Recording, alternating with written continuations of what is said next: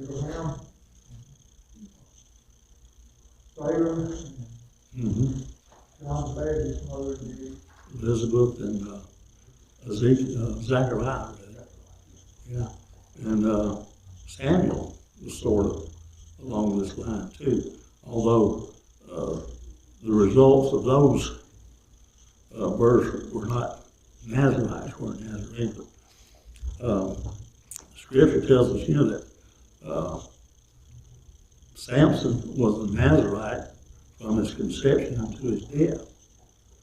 So that was something that is different from him.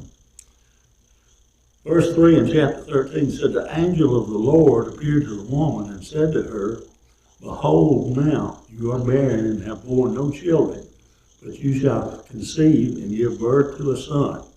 Now therefore be careful not to drink wine or strong drink, or eat anything unclean, for behold, you shall conceive and give birth to a son, and no razor shall come upon his head, for the boy shall be a Nazarite to the God from the womb, and he shall begin to deliver Israel from the hands of the Philistines. So, all these things that happened to Samson later on were an effort on God's part, or God's part, to show the Philistines that they weren't the big dudes around anymore. That he had a hero there in Samson that could match him tit for tat.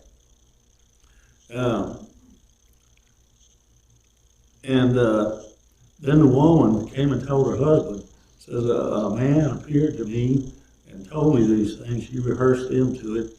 And then Manoah entreated the Lord that the man of God whom you have sent might come again to us and teach us what to do for the boy who is to be born. So the angel of God came again. He came before Manoah's wife. We're not told her name, but she ran and got Manoah. And then the angel,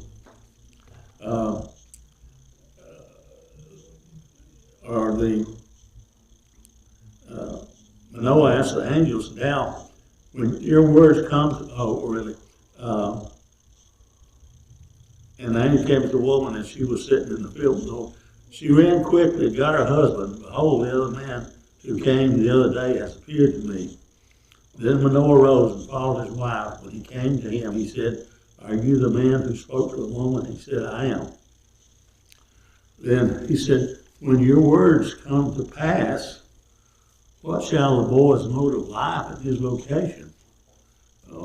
Manoah didn't want to do something wrong. Apparently he was an upright man before God, he and his wife, and he didn't want to do anything contrary to what God's plan was. So he asked this angel of the Lord what they're supposed to do to raise him. And in verse 14, he rehearses again what he told the woman. And in verse 15, Manoah said, then let us detain you so that we can kill a young goat and raise a young goat for you. Says to him, the angel of the Lord said to Manoah, though you detain me, I will not eat your food. Why is that? Because he was the angel, I guess. He just probably didn't need it. Yeah. He had a mission too, and I guess it's not to go and eat it. Somebody's going to. Yeah. I don't think there's any nourishment to be had in heaven as far as physical. They're not physical, but spiritual. Spiritual things don't need physical food. You know, when they came to Abraham, he fed them too. I guess certain situations, I don't know, that just came to my mind then. If I'm not mistaken, that was Jesus who came to him in the form of an angel. That's what I read in there. So I guess he could do whatever he wanted to.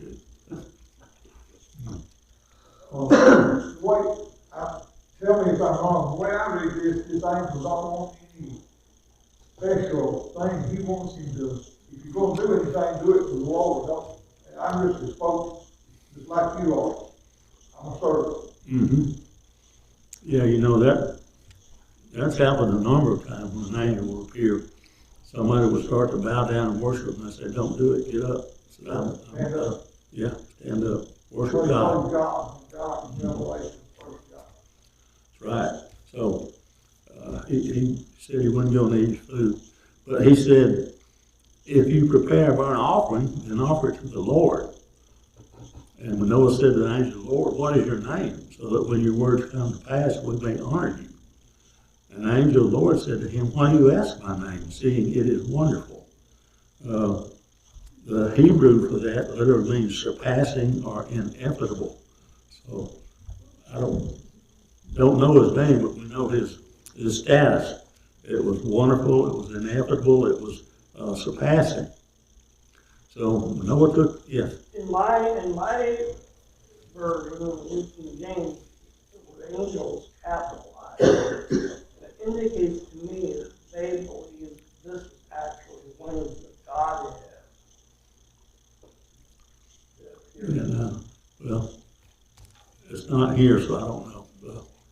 But it could be either the Holy Spirit or Christ himself. You know, they had a tendency to pop up now and then in the Old Testament.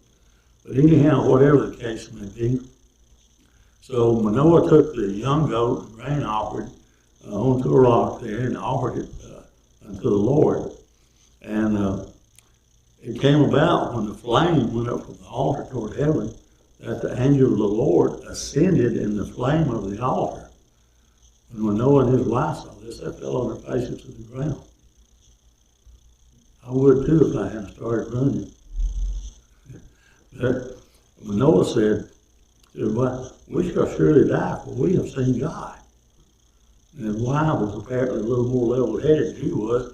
So she said, if the Lord desired to kill us, he would not have accepted the burnt offering and the grain offering for our hand, nor would he have shown us all of these things, nor would he have let us hear things like this at this time. So time goes on, and she gives birth, named her son Samson, and as he grew up, said the Lord blessed him. Now, I don't know exactly how old he was when verse 25 began to occur, as the Spirit of the Lord began to stir him in Manhattan between Zorah and Eshtaol. So the angel of the Lord, or the Spirit of the Lord, was causing Samson to have some kind of urgency or something to do. So this is where his first marriage comes about, and some of the things that he reaped on the Philistines as a result of them kind of double-crossing him.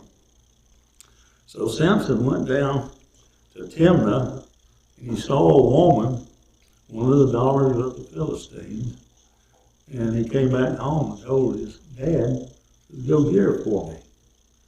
And his father said, "Of all women in Israel and of our household, expanded household, is there not one that you would consider married?"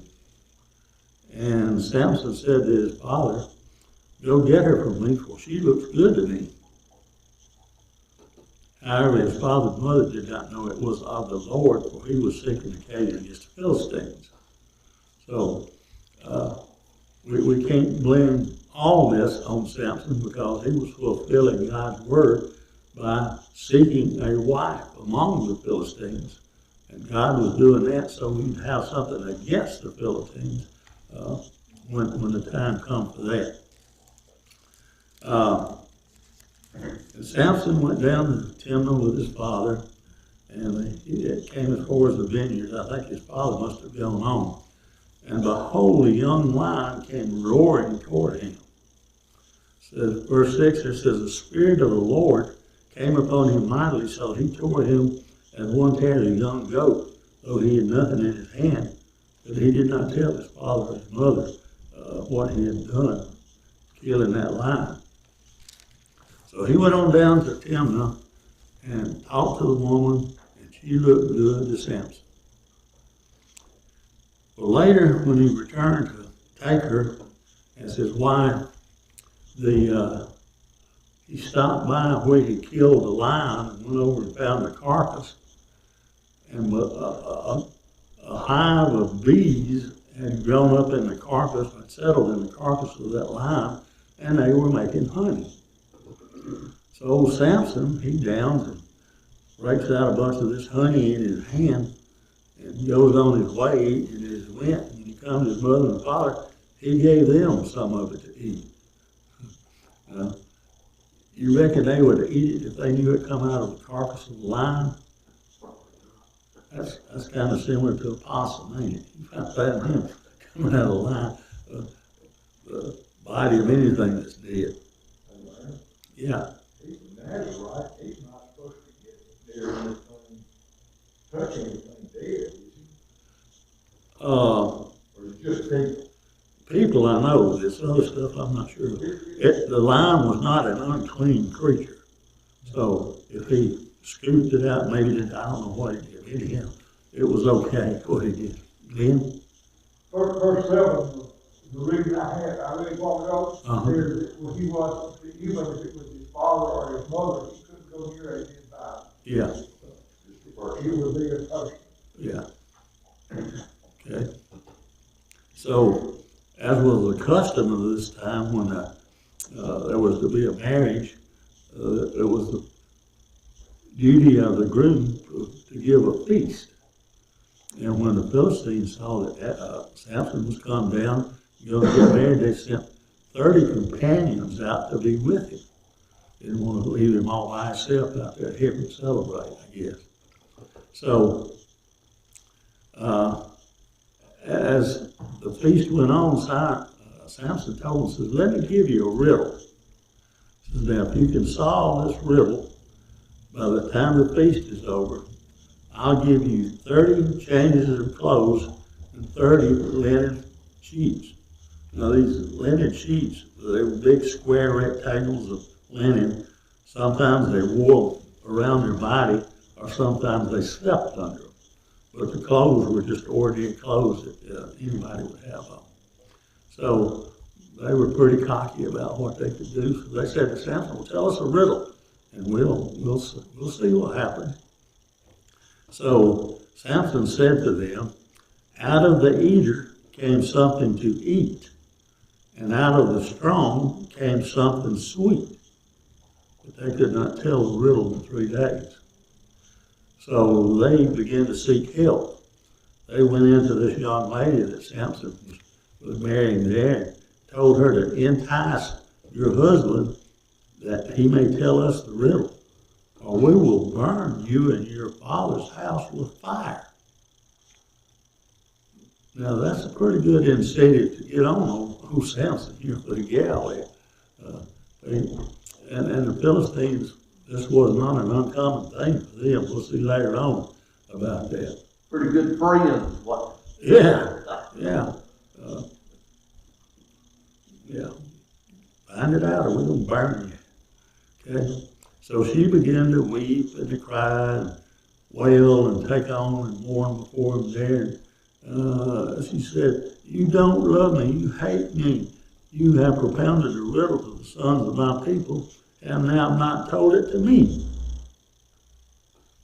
And he said to her, well, I've not told it to my father and mother, so why should I tell you? But she kept after him. She wept 4 to 7 days in front of him, as long as the feast lasted. And verse 17 says, it came about on the last day of the feast that he told her, because she pressed him so hard, and she told the riddle to the sons of the people, her people, Philistines. So they came up on the 7th day and told Samson, says, what is sweeter than honey and what is stronger than a lion? So she had got out of him what the riddle was. Out of the eater came something to eat, and out of the strong came something sweet. So sweeter than honey and stronger than a lion. But last part of verse 18, Samson replied, said, if you had not plowed with my heifer, you would not have found out my riddle. You ever heard of a woman called an old heifer? I have, wasn't all that uncommon when I was growing up. That old heifer, no telling what she's gonna do. But, it was a derogatory term that he was using here. It wasn't complimentary at all. So, in fact, it's a scornful reference. And, to his wife, that she had made him, or pressed him till he gave up the riddle, what it was. So, 19 says, the Spirit of the Lord came upon him mightily, and he went down to Ashkelon and killed 30 of them. These are Philistines, and took their spoil and gave the changes of clothes who told him the riddle. And his anger burned, and he went up to his father's house.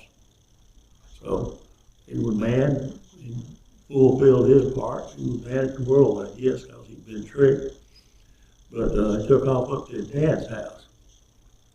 But Samson's wife was given to his companion who had been his friend. Evidently, there was one of the Philistines there that Samson knew and maybe kind of buddied around with. This reference I said he was probably the best man for the wedding, best man. And so that's what her father did. He thought that Samson was all put out with his wife. He called her a heifer and took off. So he gave the woman over to one of Samson's friends there. Well, time rocks on. Comes harvest time, probably in May. So Samson decided he'd go down and visit his wife. He took a young goat and said, I will go to my wife in her room. But her father did not let her enter. Her father said, I really thought you hated her intensely. So I gave her to your companion. Is not her younger sister more beautiful than the sea? Please let her be yours instead. Who else pulled a swap like that? Remember Laban and Jacob? You know, he wanted, what was her name? Rachel? Yeah, and he fostered Leah off on him first. He had to work 7 more years for Rachel. So that's kind of what this dude's done, I guess. He thought that, he didn't think that Samson wanted that gal, so at least he told Samson that, so he gave her away. So I'm sure this angered Samson to no end, but he said to them, this time I shall be blameless in regard to the Philistines when I do them harm. Y'all cross me up, so be tit for tat. Interesting what he did. He had to have something going on real special. God had to be with him. Verse 4, chapter 15 says, Samson went out and caught 300 foxes. Can you imagine that? Noah had all the animals come to him. How in the world did Samson get hold of 300? They're either very plentiful or he was know how to trap them or something. Anyhow, that's what he got. And he turned the foxes, their tails toward their tails, and tied them together. And to those, he tied a torch. And then he lit the torch and turned the foxes loose. And man, they tore out like everything through the wheat fields, with the stubble, with the vineyard. They destroyed no telling how much there that belonged to the Philistines. You ever heard about canning a dog's tail? I remember when I was younger, that happened. That old dog came up, he'd eat everything in sight and wouldn't do nothing. Tried to run him off. Finally, they caught him and got a tin can, one of these regular 303 cans that still had the top on it where they pressed it down and put 3 or 4 rocks in there, pressed the top back down so it was sealed, and they made a hole through it, put a string through it, tied it to the dog's tail. And then they started stumping, running, hollering. That old dog took off, and he liked to run himself to death, trying to get away from that can. It was tied to his tail, because it was steady rattling back there. I guess that's what these foxes did. So, getting warm back there, better move on. So, Samson really wrecked their harvest there. So the Philistines said, who did this? And somebody said the son-in-law of the Timnite, because he took his wife and gave her to his companion. So the Philistines came up and burned her and her father with fire. She got what they wanted because she got what they wanted. They came up and burned her with fire.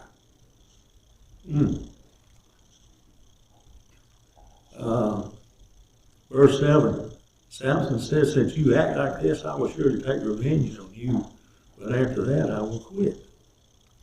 And he struck them ruthlessly with a great slaughter, went down and lived in the cleft of the rock of Elah.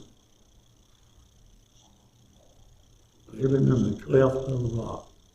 That rock of ages, cleft of me. I don't know if that came from that or not, but it would be similar there. So then the Philistines went up and captured Judah and spread out Lehi. So men of Judah said, why do you come up against us? And they said, we have come up to bind Samson in order to do to him as he did to us. So 3,000 men of Judah went down to the rock, the cleft of the rock where Samson was. And they said to him, do you not know that the Philistines are rulers over us? What then is this you have done to us? And he said to them, as they did to me, so have I done to them. I didn't do it to y'all, I did it to them. Well, he said, we have come to bind you so that we may give you into the hands of the Philistines. And Samson said to them, swear to me that you will not kill me. Kill me or attack me. Why do you think he said this? What if the Jews had attacked Samson? Would he have fought back? Yeah, most likely. Says if you attack me, so promise me you won't attack me. Because he didn't want to shed Jewish blood. He didn't care how many Philistines he killed, but it was not part of his desire to shed Jewish blood. So Helen says, swear to me that you won't attack me. And they said to him, we'll bind you fast, take you up there, and surely we will not kill you. Says then they bound him with 2 new ropes and brought him up from the rock. And he came to Lehi. The Philistines shouted as they met him, and the Spirit of the Lord came upon him mightily, so that the ropes around his arms were as flax that is burned with fire, and his buns dropped from his hand. And they tied him with 2 ropes, 2 new ropes, good ropes. And when they got before the Philistines, it says this is like he took a piece of flax and burned it in here and pulled it out, so that all of them just snapped apart like that, fell off of him. He looked around, so he found the fresh jawbone of a donkey. He reached out, took it, and killed 1,000 men with it. I expect that'd be getting somebody's attention, wouldn't it? One man killed 1,000. What do you think the rest of them did? Get me out of here. Get me out of here. Apparently they ran. Then Samson said, with the jawbone of a donkey, heaps upon heaps. With the jawbone of a donkey, I killed 1,000 men.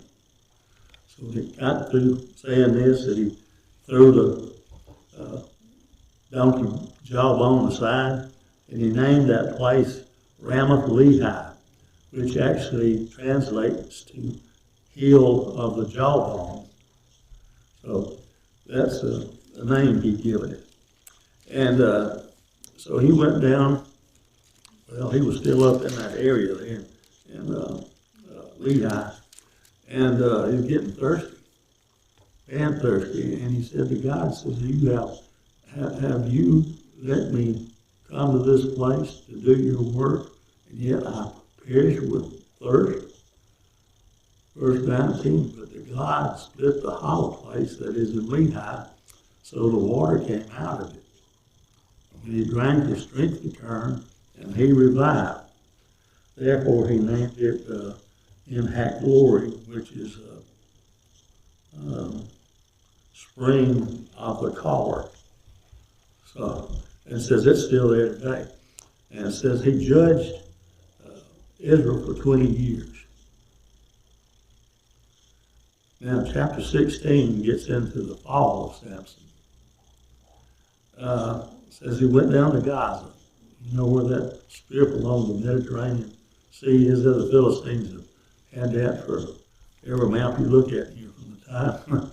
I don't know when they possessed that particular place. And he went down and he saw a harlot and went into her.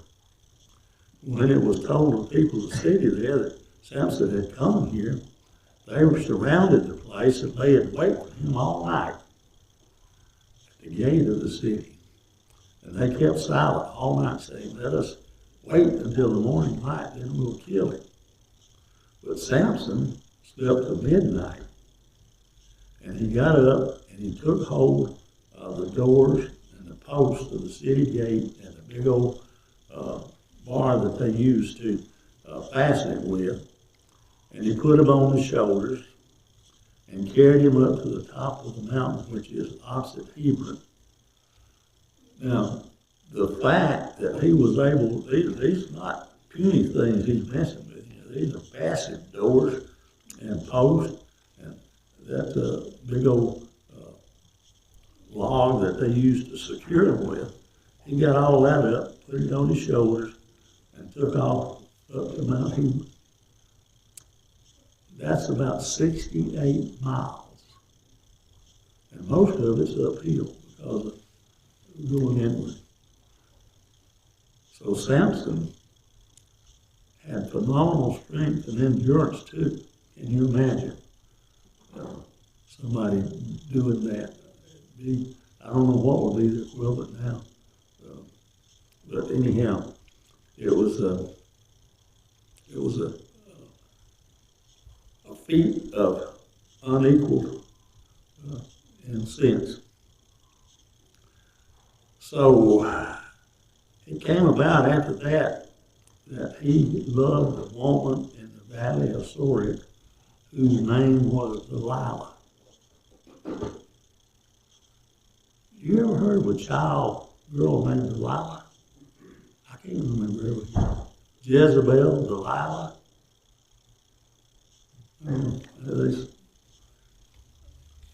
There may be some folks who named their child Delilah. I've never heard of Jezebel, for sure. But heard of a dog named Jezebel. And she earned it. Okay. So here's old Samson. He's married to Delilah. I guess he's married to her. Anyhow, he's with her there. So the lords of the Philistines came to her and says, "Entice him to tell you where his great strength lies, and we will give you 1,100 pieces of silver."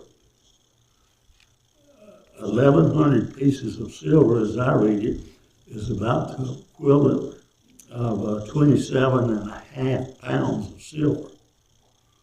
That's a pretty good pile. And all 5 of these lords were going to give that to Delilah. So she would have over 130 or 35 pounds of gold, of silver, rather. I expect you could, as the man said, when his crops bought plenty, you could eat, drink, and be merry. So she came to him and 4 tries before he ever told her. But she kept after him. She said, "How can you bound so that you be like an ordinary man and someone can afflict you?" He said, "If they bind me with 7 fresh cords that not have been dried, then I shall become weak and be like any other man." And the Lord of the Philistines brought up 7 fresh cords that had not been dried, and she bound him with them. Now, she had men lying in wait in an inner room, and she said to him, "Samson, the Philistines are upon you." But he snapped the cords as a string and of toe snaps when it touched fire, so his strength was not discovered. Them that were waiting for him, it doesn't say what happened to them, but they didn't succeed in capturing Samson.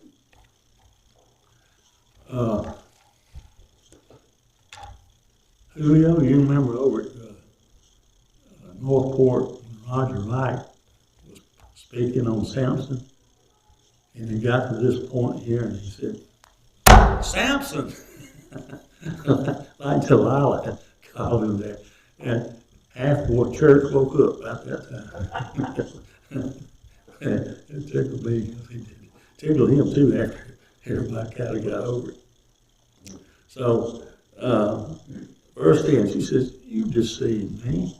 You lied to me. I said, now please tell me how you may be bound. So he said, if they bind me tightly with new ropes, which have not been used, that I shall become weak and like any other man. So Delilah took the edges of the,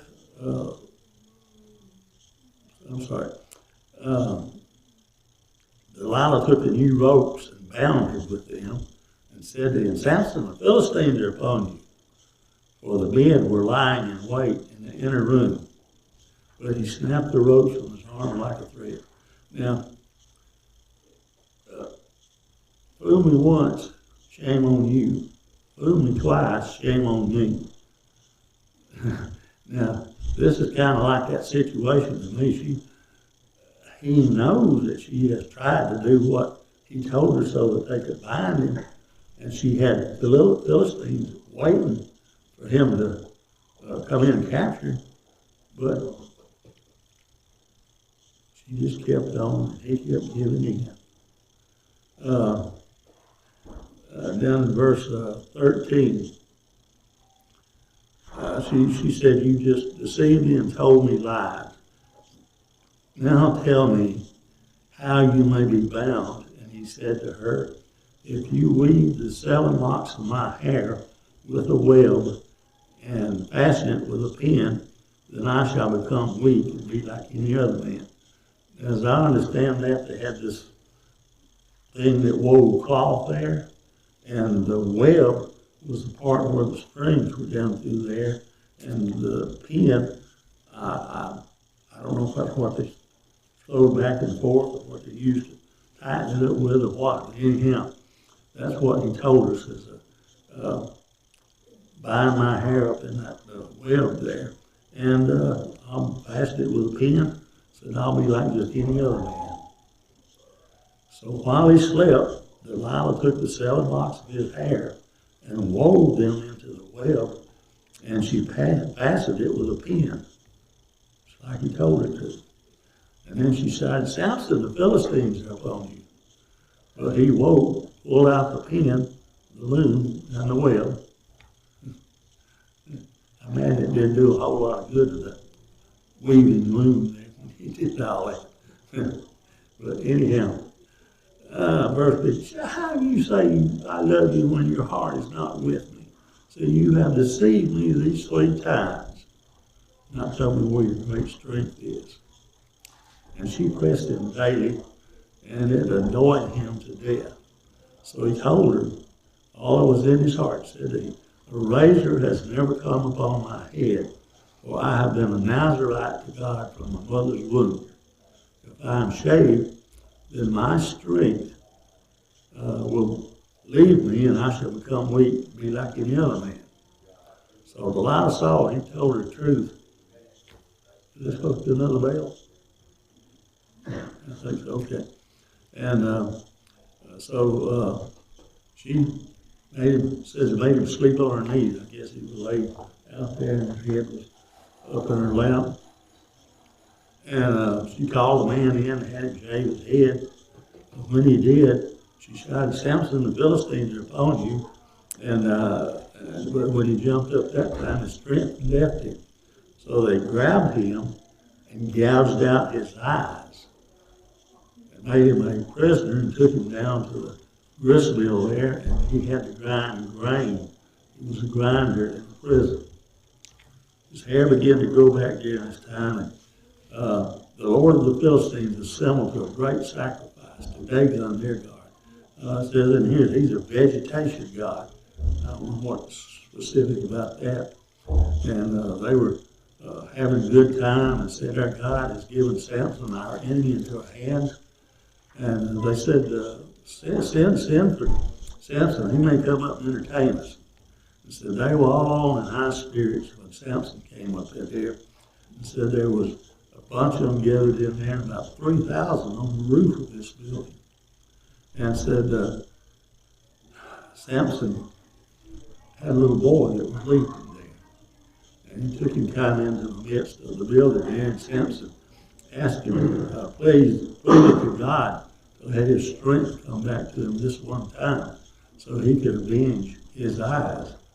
So Samson grasped those two pillars, one with his right hand, one with his left, and he bent with all his might so that the house fell on the lords and all the people who were in it. So the dead whom he killed at his death were more than those who he killed in his time. So evidently he wiped out the aristocracy of the Philistines there. Then his brothers and his father's family and everything came down to pick him up and go bury him in his father's grave. All right. We kind of touched the high places, but Samson got a lot of baggage.